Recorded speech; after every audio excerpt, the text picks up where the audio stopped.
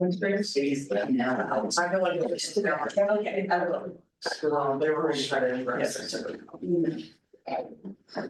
Do with them. Recording in progress.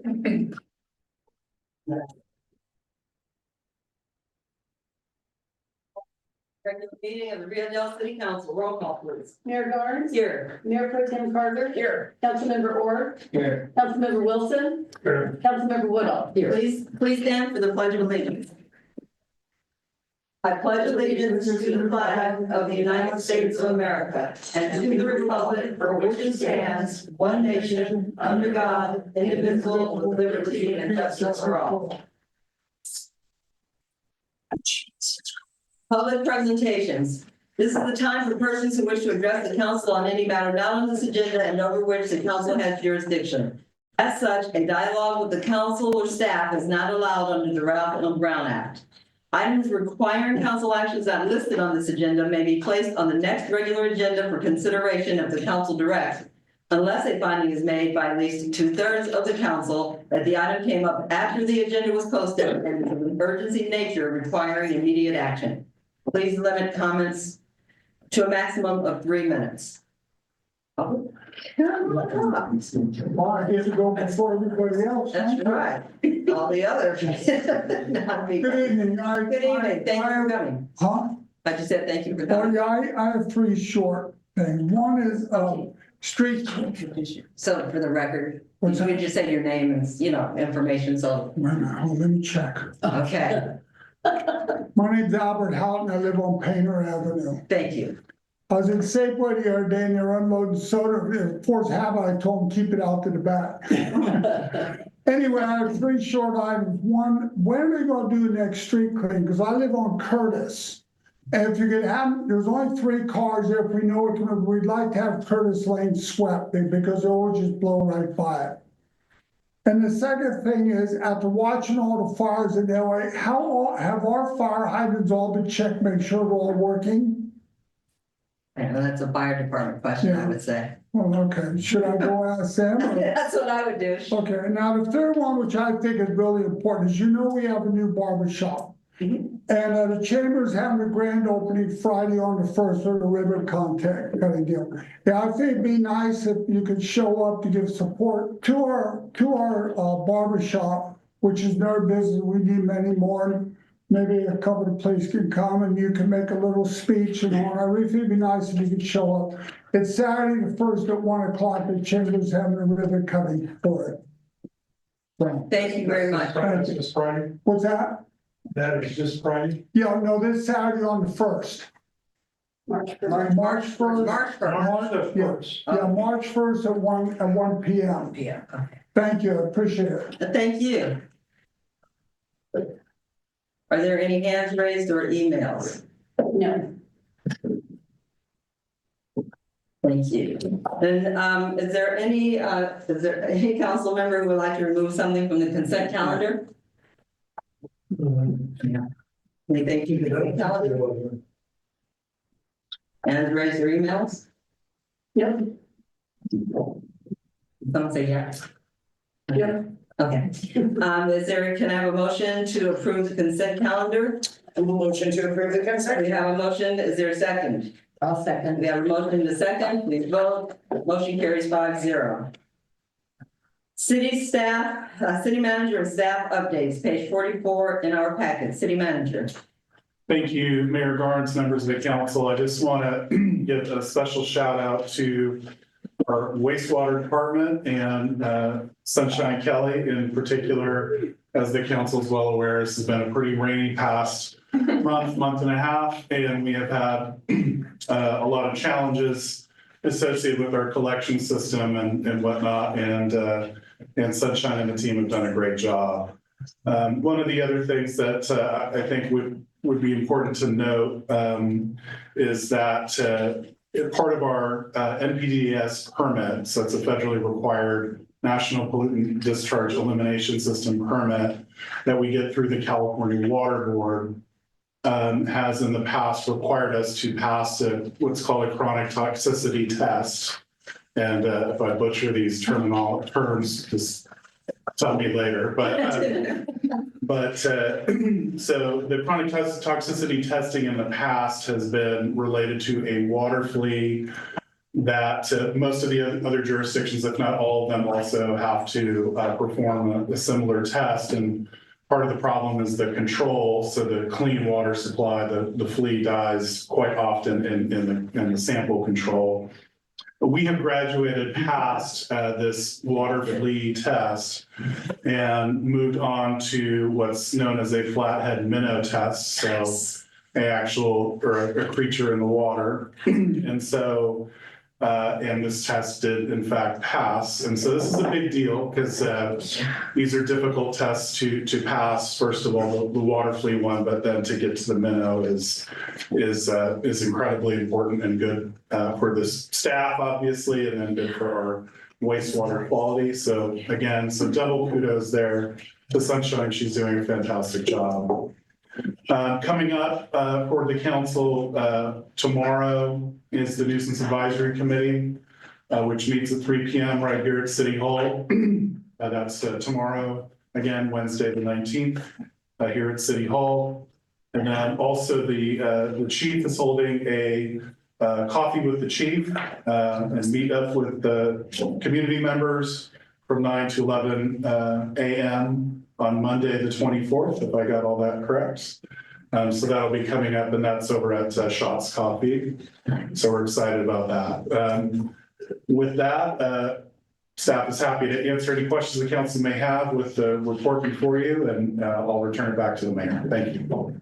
Thank you, city manager. And so I will take it to the, thank you, Sunshine, well done. Seriously, thank all of you. Thank you. Mayor Pro Tem? No questions. I just want to point out that once again, we had 0 cats transported to Miranda's, and that's really good. Nice. Because they're getting spayed and neutered and they're not running around procreating. Now, I'll report out on the vouchers later, but yeah, it's we usually have cats. So Nice. we've had none for twice in a row. I'll take it. Good deal. Councilmember Orr? Seriously, minnows? 9 minutes. Did they send the reports on stone tablets? The opinion. Yeah. That was it. Councilmember Wilson? I don't know. Councilmember Woodall? I just want to thank Travis. He's doing a real good job and he just stays right on top of everything. And he isn't here tonight for. No, he's at class. Education. Okay. Any hands raised, any emails? Yep. Any comment, Ellen? No? Okay. And we will close this and move on to the total compensations draft study draft report, page 52 in our packets. City manager. Thank you, Mayor Garnes and members of the council. So the council may recall that 5 years ago, the city endeavored in a similar study, compensation study, to kind of help provide a third-party study that helps to provide information on appropriate compensation levels based on market conditions, which helps to kind of suss out a independent third-party method to determine salary levels across all the classifications in the city of Rio Dell. So that study was previously conducted or finished in 2020. And that was done by Koff and Associates, which has become the Gallagher Group, which is our current study. So basically the same firm conducting the updates. So every 5 years we do updates on our water and wastewater rates. And we also do third-party studies for compensation for the city of Rio Dell. So the council back in October of 2024, so not that long ago, engaged Gallagher to conduct a comprehensive total compensation study. And the idea behind the study is to ensure that the city maintains some competitive compensation based on a third-party study, with the ability to assist with recruitment and retention of high-quality staff, while also, obviously, in the long run, maintaining fiscal sustainability for the city. So the study evaluated base salaries and total compensation packages across 32 classifications using 18 benchmark positions for market comparison against 13 comparable agencies. So we do have a presentation, a PowerPoint presentation to go through. Each council member should have a copy of that on their desk, since I know it's a little hard to read on the TV sometimes. And then there's a couple public copies up on the front table here, if anybody else is interested. And we do have with us today our project manager with Gallagher, Debbie Owen. And then Debbie, I don't know if we also have our project team, so Rio Kramer and Trav Walkowski here as well, to answer any questions that the council may have. And I would go ahead and just let Debbie know that you should be screen shared enabled if you want to pull up the PowerPoint to begin the presentation. Sure, I'll be happy to do that. Good evening, everybody. I'm Debbie Owen from Gallagher, and I am with me Gary Kramer and Trav Walkowski. I think Gary is going to be sort of conducting the presentation. I'm going to sort of bring it up for you all to view, and let's see how that goes.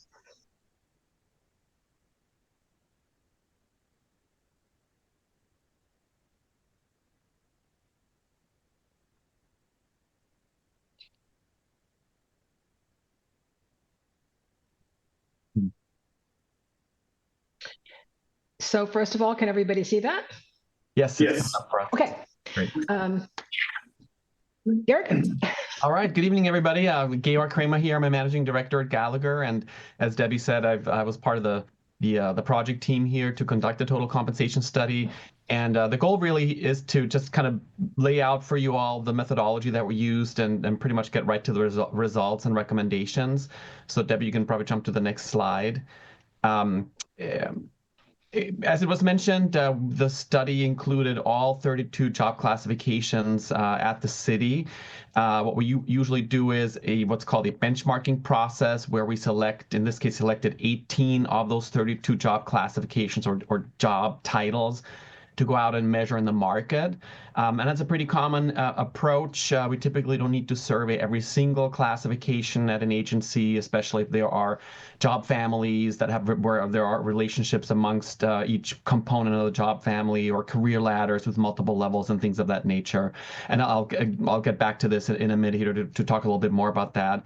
And then the study included 13 what we call comparator or survey agencies. I believe it was the same 13 agencies that were surveyed in the past, and that's a pretty common approach as well. There's, it's good to be consistent, from one study to the next. Certainly, the city of Rio Dell, as you all know, or you are in somewhat of a unique geographic location, and so there's not a huge number of comparable agencies to choose from, and so when the analysis was done in the original study, some analysis obviously went into that in looking at a variety of different factors and looking at comparability between the city of Rio Dell and those other 13 agencies.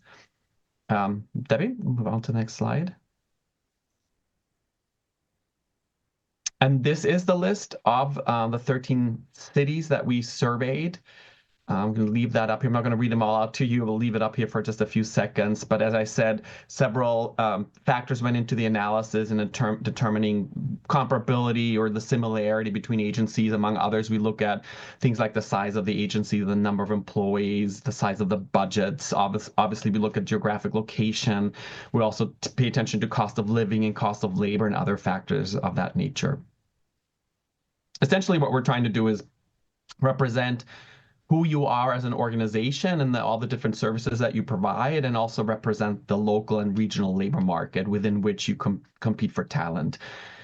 And so the process was basically identifying the 13 comparator agencies or confirming them, identifying the benchmark classifications that we went out to survey. And then the third study element was to also identify which, in addition to base salaries, which benefits that we were going to include in this total compensation study.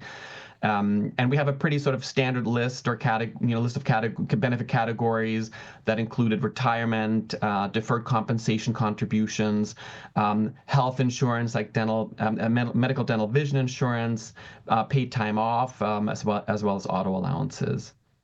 And one of the other things that we wanted to emphasize here in terms of how we think about not only collecting the data, but then also using the data is to, again, remain consistent with the overall compensation philosophy that the city has or sort of implemented in the last study, and that was really looking at total compensation. And that is not, you're definitely not alone there. That is not a unique philosophy, and that is often, the reason we do a total compensation study, so that you can understand what your competitive landscape looks like on the base salaries, but also then doing an analysis on your benefits and seeing how your benefits package impacts the market survey results.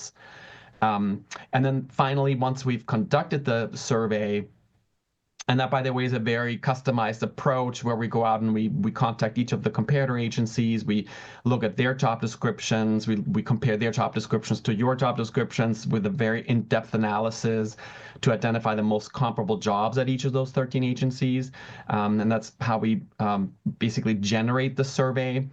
And then based on the survey, we then also developed recommendations regarding actual salary ranges and salary range placements for each of your job classifications. And so again, for the benchmark classifications that we surveyed, we had market data. For all the classifications that we did not survey, we used internal relationship principles to connect classifications and their pay to each other. And so in terms of the results, very interesting, the outcome in terms of comparing base salaries only versus comparing total compensation to the market. As you can see on this slide, for base salaries only, when we looked at all of the benchmark survey results in an aggregate, so taking all of the jobs that we surveyed together and taking an average of that, the city was about 10.5% below the market median for base salaries. Now, then adding total compensation factors and benefits into the equation, that result changed significantly, and the city was actually right at market or market median for total compensation. Again, net salaries plus benefits. So overall, the city gains 10.5% in competitive advantage, if you will, when adding the cost of the benefit programs that you offer your employees to the analysis. There's a little bit more information on that. One of the things that you, of course, all know better than we do is that City of Rio Dell is not a PERS agency. And when we compare non-PERS pension benefits to PERS pension benefits, all we can really do is try to come up with a measurement that compares the cost of these two benefits to each other in sort of the what I'm going to call real cost, or when we talk about PERS, we talk about normal cost and things of that nature. Now, what this analysis does not measure, or isn't really able to measure, is future cost and pension liabilities that PERS agencies have to deal with and budget for, that can certainly lead to significant cost over the long term for those employees who retire from each agency. And so that's not something that we can easily measure in a survey like this. So all we were able to do is, again, compare what the City of Rio Dell contributes to your deferred compensation plan, the 457 plan, versus what PERS agencies contribute to their pension plan in terms of normal cost. And this was one of the major reasons the market, or I should say the needle, moved so significantly from being 10.5% below market for base salaries versus being right at market for total compensation. And so a little bit more information regarding the kind of the overall results of when we compare base salaries to the market. Not surprising that the vast majority of the benchmark classifications came out below market based on just the base salaries. There were 2 classifications that were above the market. And I should clarify, every time I say market, I mean the market median. That market median, which is essentially the middle of the market, that is how we typically, that's sort of the most sort of neutral place to be, and that's what we consider to be the market. So market median is what we're looking at in that regard. And then you'll see on the next slide that certainly, again, the needle moved significantly, where for total compensation, only 7 of the job classifications we surveyed came out below the market median, and 9 were above the market median. Again, that's base salaries plus benefits. And so when we develop recommendations, as I said, you of course use the market survey results for those classifications that were surveyed in the market. And then for those that were not surveyed, we look at internal relationships and internal alignment principles. Again, whenever there's a job family or career ladder with multiple levels, we can fairly easily develop recommendations in terms of relationships and alignments of certain percentages, certain percentage differentials between levels in a career ladder, for example, where we might place a job classifications that we did not survey a certain percentage above or below that job classification that we did survey by, again, looking at job families and career ladders. Now, overall, in terms of the recommendations, and again, we do rely heavily on the market survey results. And again, in this case, we took total compensation into consideration because your benefits or the cost of your benefits had a significant impact on the total compensation outcome. And so in terms of any salary range adjustments, and that's again looking at all 32 classifications, there are 11 classifications that would receive a small, I guess, a significantly or considerably small increase of less than 5%. So really just adjusting the salary range slightly to be within the market as well as to create those internal relationships. There would be 3 classifications that would receive an increase between 5 and 10%, and then 2 classifications would have an increase between 10 and 15%. Now, I want to point out that this all is related to the job classification itself. We're not saying that the incumbents within these job classifications would immediately receive that full, in the last 2 there, the full 10 to 15% increase. But what we're saying here is that based on the market study, the salary ranges for these positions should be adjusted based on these percentages. And then, of course, the city has an additional decision point around, what does that mean for the incumbents within each of these job classifications. I think that is the last slide there for our presentation, and we're happy to answer any questions you might have. Thank you for the presentation, and thank you for the work to get to the presentation. Appreciate it. I will ask more questions from the council. Mayor Pro Tem? No, just, again, thank you for boiling down that gigantic piece of paper into something like this. No questions per se. I'm interested to see what we come up with as far as staff recommendations. And will that be in the next meeting or further out? Yeah, so we'll be discussing, part of this is a labor negotiations discussion, which would be handled in closed session, so that'll be coming up. Part of it is an open budget process where, the study, certainly is information for the council. What you do with it ultimately ends up as part of the public record in open session. Always bearing in mind that the city, it is not the federal government. We cannot print money. And so we have, very fixed income. And so whatever the study results in and whatever the results of the long-term contracts, it has to fit in the overall umbrella of existing available resources, always with the idea of long-term sustainability. Can we, maintain city operations. And I think that, one of the other points in the study is, to get at a competitive rate, if that's the goal, would be, within 5% of the 100% mark. So 95 to 105% is the sweet spot. And there are certainly some classifications within that sweet spot. So that's the ultimate, conversation to have with the council. To figure out, and then again, looking at it also with a long-term trajectory, at least for contract negotiation purposes, 3 to 5 years. Budgeting, we're always trying to look out 5 years ahead to see what are the trends, what's going on. Does it fit within, our available, what we believe to be our available financial resources? Thank you. That's it for me. Thank you. Councilmember Wilson? Yes, so we got this all of them, which was up or down. A lot of information. I still have concern, I think I mentioned it in the past, with the 13 agencies that we have for the ones that we're comparing with. Keep going back there.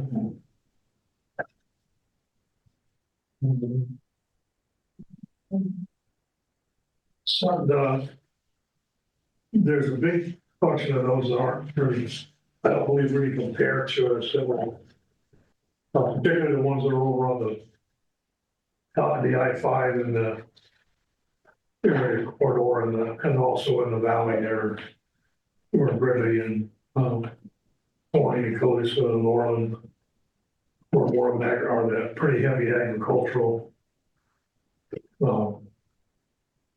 district. We have some of this, like with Fortuna and Ferndale, Crescent City, possibly on that, relate more to the Humboldt County side. And I realize it's hard to get somebody to match Rio Dell's particular reasoning. One of them, I believe, in the past was that they all had to have a police force in their city maker. It was a big component in the process. How some of these other things weigh in there, because we have a pretty big swing between base salary and the time we lower our benefits. We have a good benefit package, which we built up through the COVID-19 thing. We had a lot of benefits to try to retain people. Yeah, so it makes a big swing between base salary under 10% and the city benefits overall is 10% above. And then that last page, it's not the last page, but I think second to the last, there's kind of a swing there between different agencies or different positions, how much they need to increase to be equal compared to, I don't know what those are, what they are. So I guess that's part of when we're going to do wage negotiation, that we'll sit down as a council and go through that. But I assume the one draft report that we have, this one looked like it had a lot of spreadsheet. Does it break down all of those stuff in there where it shows the three, there's 11 that need 5% increase, there's 3 that need 5 to 10, and then 2 that need 10 to 15. Is that covered in this document here? Yes. So is it highlighted in yellow, or do we gotta go through and figure that out? Or is it brought out in another meeting? So Georg, I don't know if you were able to hear that. The question was related to which are the positions that are over and which are under, and is there a summary sheet in the It's on page 62, Craig. There's a results summary that should be Appendix 1, and that lists the survey results by position. And that's where you can see for each position, again, what the base salary survey result is and compared to the total compensation result. It will be sorted alphabetically, so it's not sorted by percentage above or below, but it's between the 18 positions we surveyed. Hopefully you can easily see that. I say easily, I know it's a big spreadsheet with a small print, but hopefully you'll be able to discern which positions are above market, which ones are below. I also think that Appendix 4 should have the actual range structure, the actual job classes, and where we recommend them in the ranges and what that percentage changes as well. So I think that's Appendix 4. So you have two documents there. Okay, one is essentially here's the market results, which is Appendix 1, and then that information is then placed into a salary structure, your salary structure, and that's Appendix 4. So on a class-by-class basis for all 32 of them, it identifies how that recommendation for salary has been determined, whether it's based on the market or whether it's based on internal equity. So they should all have a range and a percentage above or below, which is where those numbers come from as well.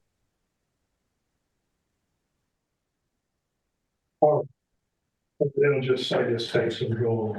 And we're happy to schedule a call with Gallagher. If the council members have individual questions or anything, we're happy to schedule a call to go over the report. Yes, definitely. We're happy to do that.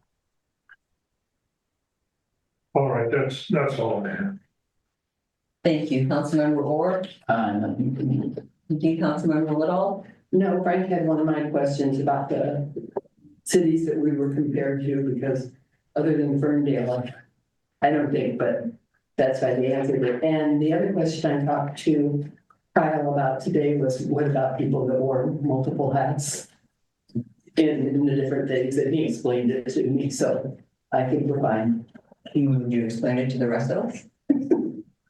Well, I think council member's question was related to individuals who wear multiple hats, and how do you determine which of the job descriptions fits for that. And so for example, chief of police is also in charge of code enforcement ultimately, and so they would still be while they have that portfolio, they're still classed as the chief of police. City manager is also the public works director, classed as city manager.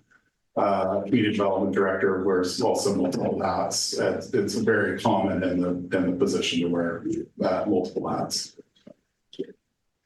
Thank you. And I have no questions. Albert, do you have any question? No. Thank you. Are there any hands raised, any emails? So I think, again, thank you for the presentation. We will work with it during our budget time and our negotiation times and sort it out then.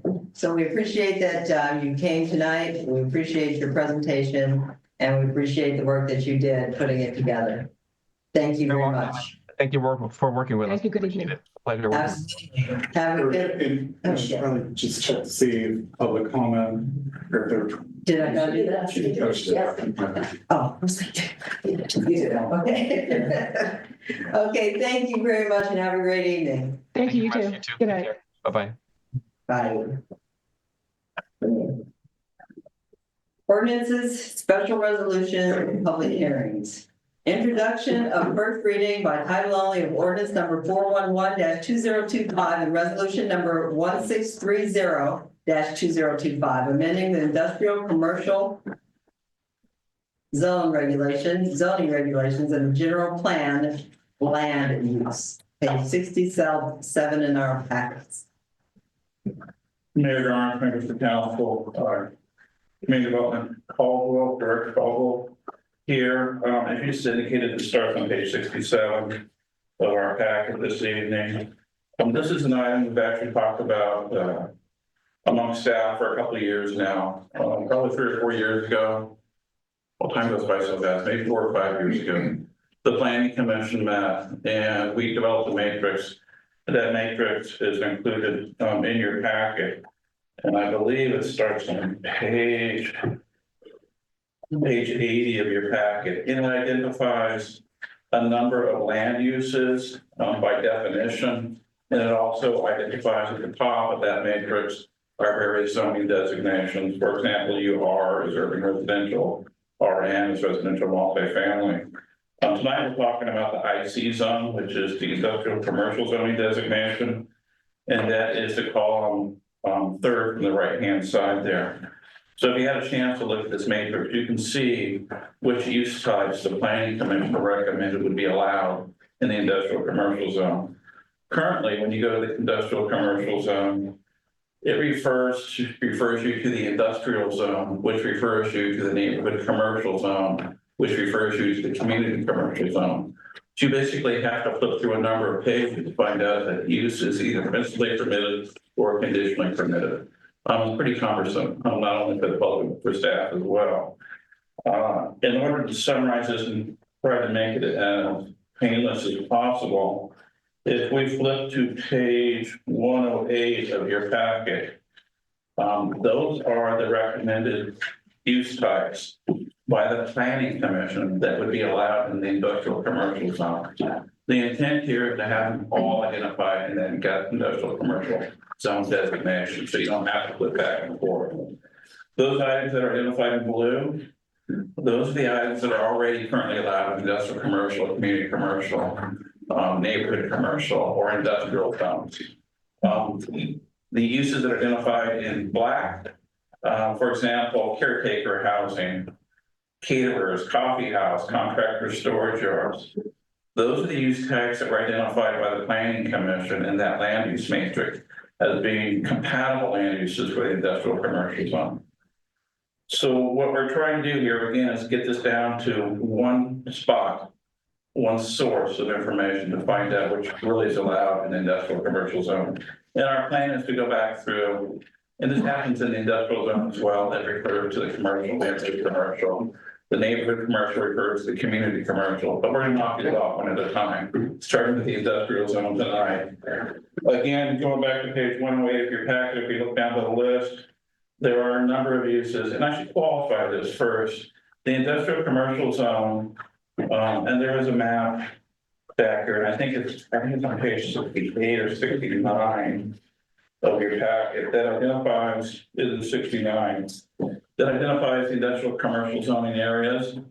That's the yellow highlighted areas, and it's the former Gilbert sawmill site, and about 5, maybe 6 parcels at the west end of Willow Avenue.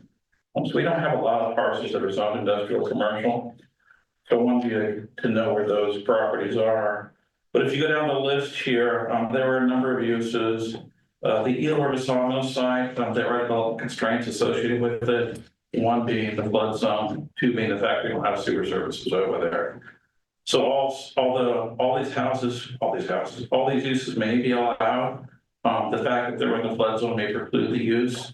I truly believe eventually that the flood maps will be revised to not include that as a 100-year flood zone.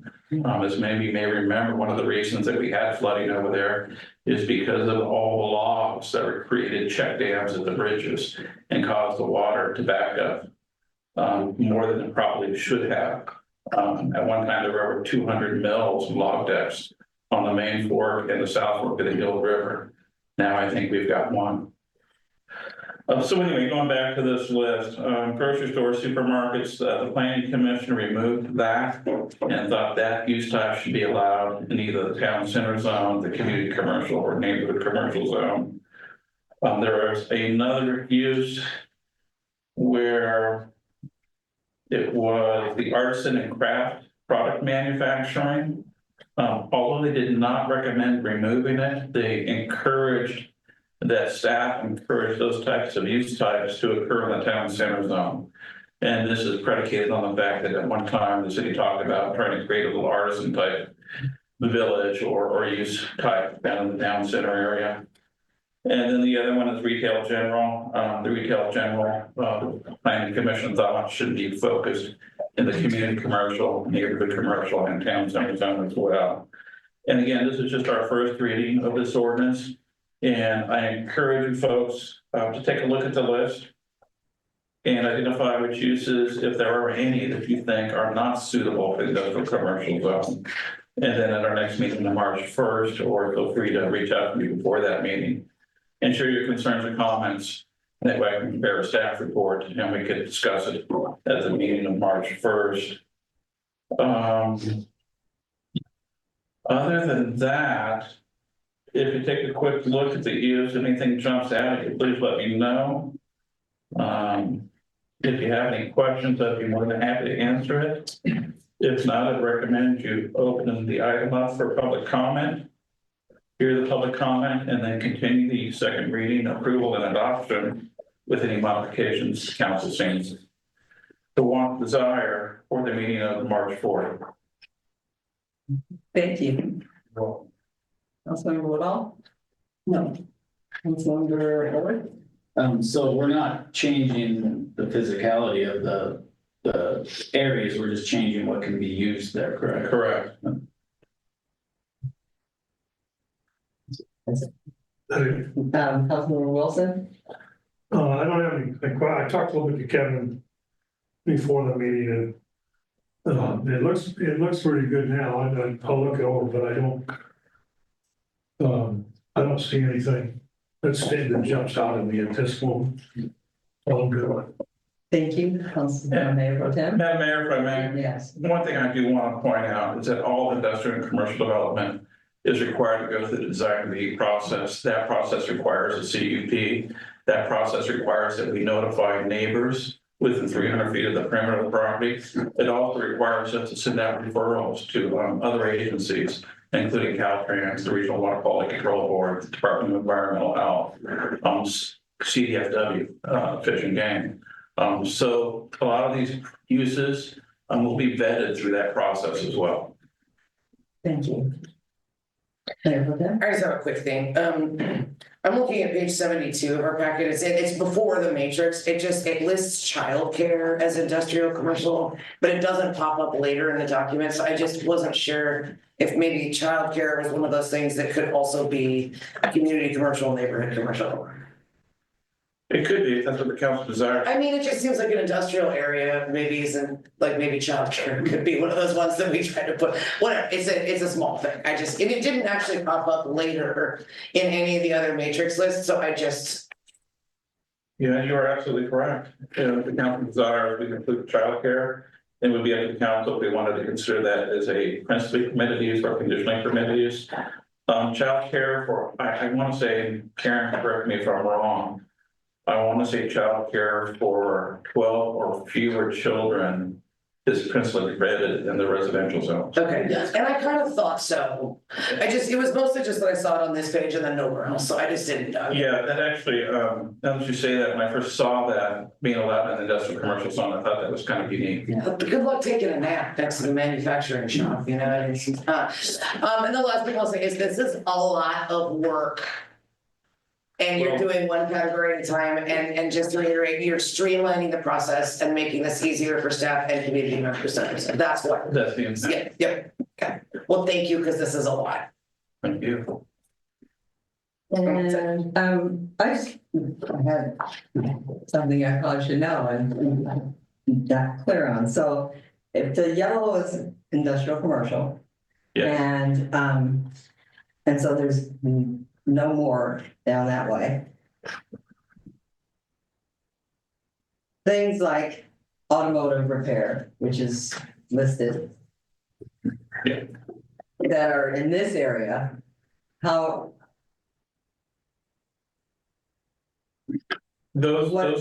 isn't it more, I guess, I'm just like, why isn't there yellow over here if, for example, there's car. Is auto repair, is allowed in some of the commercial zones with an use permit. Okay. Many, I guess we've only really got one now. Yeah, but I think. Where's automotive? I think, I can't remember, that was a use permit actually. Yes. Back in the day. Okay. So it is allowed with use permit in other zones too. You just have to This have. is just the industrial commercial zone right here. Thank you. You're welcome. And I should have known that. It just wasn't coming to my brain. No worries. Albert, do you have any questions? No, Okay, thank I'm you. gonna take it back at home, look it over. Okay, awesome. Are there any hands raised? Are there any emails? Then, I will ask for a motion to continue, thank you, continue this until the meeting of March 1st. So moved. Have a motion, second? Second. Okay, we have a motion and a second, motion carries 5-0. Introduction and first reading by title only of ordinance number 412-2025, establishing section 12.30 trails of the Rio Dell Municipal Code pertaining to regulations for trails, page 133 in our packets.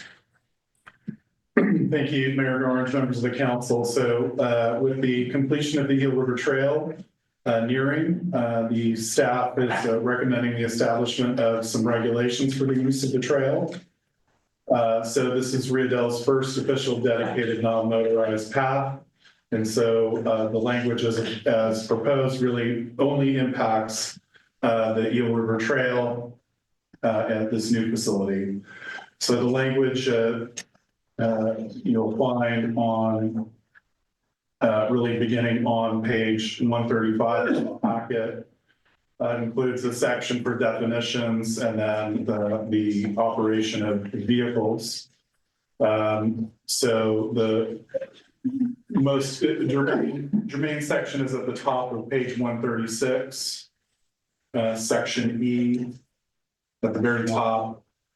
It says prohibition would be to drive or ride any motor-driven vehicle on the Eel River Trail. Exceptions are for personal mobility devices for the disabled, electric-powered baby carriages, or vehicles in service of the city. If you go back to page 135, there are some definitions related to a vehicle, which is standard language that was just pulled from, I believe it was the city of Fortuna. And then, the combination of vehicle with motor driven kind of covers a lot of different avenues of gas powered or electric powered vehicles, everything from ATVs to motorcycles and that sort of thing. So what we tried to do is create an exceptions for some uses. Again, baby carriages is an example of one that was used in another city as an exception from the vehicle category. Personal mobility devices for the disabled, we're attempting to further define that as an exception, which would mean an electric powered wheelchair or mobility scooter that is speed limited in service of a physically impaired individual. And then with motor driven, again, we're kind of specifically talking about motor or moped powered by fuel, electricity, or compressed gas. And that there is an exception for an electric bicycle, which would not be considered motor driven when the motor is not powered or otherwise engaged. So this is just kind of what stood out as the immediate need for some regulations on the trail use, since it is funded as a non-motorized trail. In the future, there may be some other restrictions that the council may want to consider. But for now, this is kind of a good baseline for the trails use. So with that, staff is recommending that the council open and receive any public comment, to close that public comment, yourself and direct staff to make any changes to the draft ordinance if needed, and then continue the item to a second reading and adoption of the ordinance on March 4th of this year at your regularly scheduled meeting. Thank you, city manager. This goes, I think we're supposed to reach out to the public first. So, Albert, anything? No, thank you. Okay, thank you. Any hands raised? Okay, and so I will go down to Mayor Pro Tem. Here's a funny question. Where do remote control vehicles? I mean, I'm just thinking of any little thing. It's technically motor driven, it's technically powered by electricity or sometimes gas. I don't have strong opinions either way. I'm just, it could be it's a loophole. And maybe we want a loophole, maybe we don't, but Now on the phone. remote control cars. It's so big. Yeah. Oh, they're still little. Oh. Yeah, no, I know, I'm just, my neighbor's kids are out there all the time, it could be a great, like, yay, fun, or like, God. You could be walking down the trail and somebody's on the trail. I just wanna know what the rules are, something to consider, I know it's only the first reading. I mean, I can try to answer that. I mean, if you look again at the top of page 136, the definitions to drive or ride. Okay, You could eliminate drive if the concern is, I'm assuming, like a toy vehicle. Or you just leave that to the discretion of the department. that sounds good too, okay, I was just wondering if we had a set, I don't care either way, it's something that we maybe. Yeah, there's always, some language that, it's kind of impossible to really predict, especially with technology evolving at such a rapid pace that, you could have a motor-driven vehicle that doesn't even use wheels. I was thinking that was my next one, so yeah. Hovers or whatever, so. Hoverboards. Okay. Anyway, that's it. Thank you, Councilmember Orr. My only concern is with the increased number of like motorized scooters and segways and stuff like that we may be limiting it a little bit by not allowing electric motors. I mean, I know scooters can be foot driven and just like the bicycles can, but we're talking about other things that are gonna bring people to town or potential businesses in the future. Excluding them from the trail, I think would not be a good idea. So that is, I would want to double check with our grant language to make sure that it would be consistent with that, but that is at the council. I believe that that's at the council's discretion. So there are things like Segway, there are electric bikes. And so one of the things though that, has been encountered with the electric bikes in particular is that they, even at 16, 20 miles an hour, in theory, that can cause pretty significant bodily damage to either the rider or pedestrian. So that's kind of the balance. And so different entities regulate that in different ways. There is some controlling state language, state law that I would have to also double check with, because some of these, the city is specifically authorized to pass certain regulations, but we'd have to double check with that to make sure that something like a Segway. The other option is to allow those and then have sort of a speed limit associated with them, so they're not really exceeding, like, say, 5 miles an hour or something along those lines. So that is an option. I believe. Thank you, Councilmember Wilson. That was a question I never thought being an issue. But I really don't have any problem with what you put set up there and have what you have. Oh, good. Thank you. We still have another. We have one working. No? Yeah, I think that's. Just the questions that were asked tonight about the different things, you'll come back at the next meeting to kind of cover that, so that we'll know. So we can present some options to the council if you would like to see any alterations. This would be a good opportunity for the group as a body to, provide that direction of what you would like to see. But if in between now and March 4th, the council thinks of something that you would like to change, the second reading does not necessarily mean adoption. The council could reject the regulations outright. The council could ask for additional amendments and continue on for the next meeting. So you get 2 bites of the apple. Okay, well, just some of the questions, about the remote control cars, wasn't really answered, but that's all right. I just want to know. I'll come and ask questions. Thank you. And, okay, I'm kind of on the opposite side there. I think it's not a motorized path, it's a walking path. And motorized vehicles really do, or things. And I have an electric bike. So I'm well aware of, like, I can't ride the bike, the electric part of it anyway. And so I mean, whatever the majority says, and whatever the rule is, but just for the record, I think I'm good with the walking path and the walking path.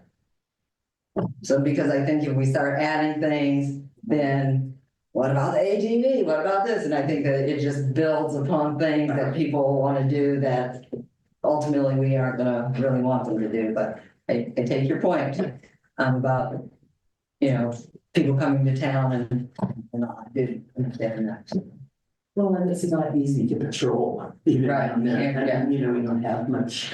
And that was my other question, is there gonna be a sign with rules or something, or are we just gonna? Yeah, so there will be some regulatory signage for associated with the trail. Okay. Then I will ask for a motion to continue this to the meeting of March 4th. So moved. We have a motion, is there a second? Second. Motion carries. Okay, 5-0. Council reports. They're both them. All right. Our local school was ranked 5th in the state for growth in language arts, and they were technically tied for 4th. So is it 5th or is it 4th? I like 4th. But in the whole state, we've ranked in the top 10, the top 5 for growth in language arts. So I was just really happy for them to hear that. Davis Street Park update. The school board has voted to form the 7-Eleven committee, which in broad strokes is a citizens advisory committee that weighs in on whether or not that land is actually surplus. That's all they do. That's it. So they're working on forming said committee. If anybody's interested in serving on said committee, please do let me know and I'll get you the application. But keep an eye out if you know anybody or, let me know. They are hoping to have that wrapped up by August. The advisory committee part of it. And so it's just one step, but, and we're not married to that timeline. You never know how things go, but that's their hope is to, by August of this year, be able to at least wrap up that part of it and move on to the next step. So I'm encouraged by that. I think, as we all know, that having that Davis Street Park actually be a city park would be wonderful. On that note, I'm also attending meetings of the Humboldt Skate Collective, who are the people who go around and build these pump tracks in places. Fortuna, Willow Creek, Blue Lake, McKinleyville, they have had their hands in all of that. I think Fortuna's pump track cost the city not 1 penny because these people came in. So, I'm going to their meeting on Thursday, just keeping them abreast of what we're doing. Lastly, the spay neuter voucher program update. To date, we have helped with 3 cats and 16 dogs. Wow. So we have helped to spay and neuter 16 dogs. I think there would be more cats if the clinic weren't running these feral cat specials for $25 a cat. But I'm really, really happy to see that people are using the vouchers and our billing system is working well. Everybody's, organized and nobody has complaints and we're good to go. So that is my report. Thank you. Thank you. Councilmember Woodall. Well, have to come out. Oh, I don't know. No, I'm just kidding. I was like, So I much. don't think. Just and I already mentioned that the nuisance abatement committee at 3 tomorrow. Thank you. Councilmember Olson. I won't have anything till later in the week, so I'm gonna stand with the minnow comment from earlier. Yeah, who knows? Councilmember Wilson. I had a HWMA meeting with the garbage. And Rio Dell is, we've got a deferment on the 1383 thing, which involves, we put out a request for proposal. for the requirements to have an organic disposal site in Humboldt. But what they would do, how they would do it in Humboldt. And the theory being that it would be in Humboldt County, then not have to truck it out and do that. So they commissioned a study for that. But in this discussion of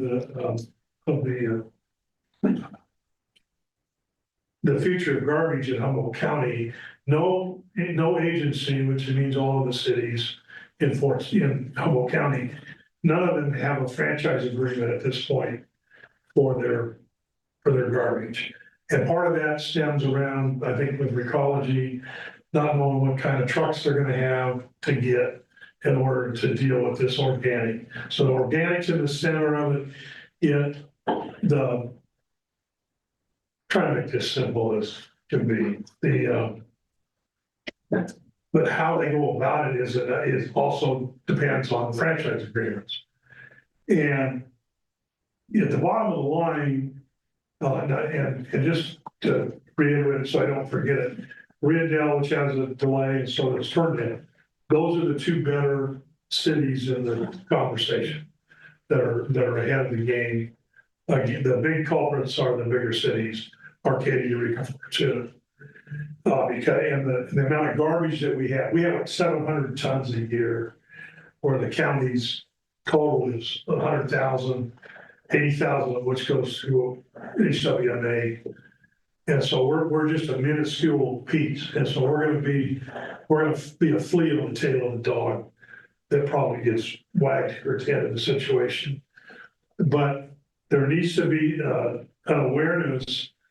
This could end up turning into an expensive, your garbage in Rio Dell can get expensive. Yeah. And I'm not really able to say how much because nobody totally knows. But it could get a lot. We'll have this room probably full of people coming down and nobody pays attention.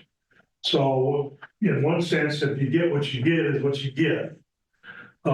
We saw what happened when the truckers formed an alliance and came down and talked to us and involved the council and the public, and something got accomplished that benefited the whole community. And if I'm speaking to anybody on camera, or if there's anybody out there, if they don't get involved in this and figure out county-wise how they're going to solve this, it's going to be your problem. But gotta speak into deaf ears. Anyhow, that's all.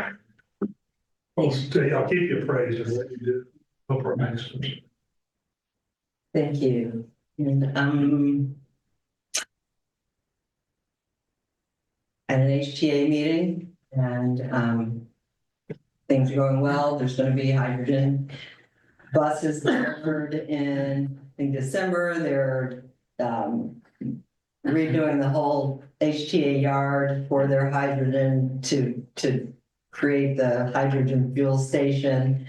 There's a building that's been there, I think, since the 1800s or something. It's a kind of cedar shack. What do you call those things? Like, yeah, whatever. Anyway, it's been there for a long time. It's coming down because, yes, the house. Yes, It's coming down to make room for the hydrogen station. It's going to be a state-of-the-art thing. Humboldt, the HTA is really, they are really moving forward. They're moving at a really good pace. They're getting grants left and right to make these things happen. And so, yay, HTA, you can get the bus all the way to Ukiah, and it connects with the single pay. Just the ticket you can buy now, and you can connect to all the way to, I'm pretty sure, San Francisco. Definitely Santa Rosa. I'm sorry, how's the route doing? How are the ridership? Oh, the ridership's going well. There's still, I mean, every month you see that there's an increase in people who are actually doing it. You know, using HTA and using the single pass to get from, let's say, Arcata. Just someone was at the meeting just last Wednesday that actually took it over the previous weekend or the prior weekend from Arcata down to Santa Rosa and said it was smooth riding. How long do they have to get the ridership up to a certain point where it's sustainable to keep the route? I don't have that answer, but what I think is because it isn't, it's really connecting to other, like, it's us connecting to Mendocino, connecting to Sonoma. Right. So it's just the idea is there's a single pass, you can buy one pass. Okay. And so the routes that are there. It's not a new route so much as just the new connection and new way to pay, where you can just do the single ticket and you can use your credit card, you can download the app, you can do it all on the app. So that's just the new way to do it. Mhm. Absolutely. And that's all I have. So is there a motion to adjourn? So moved. Motion second? Second.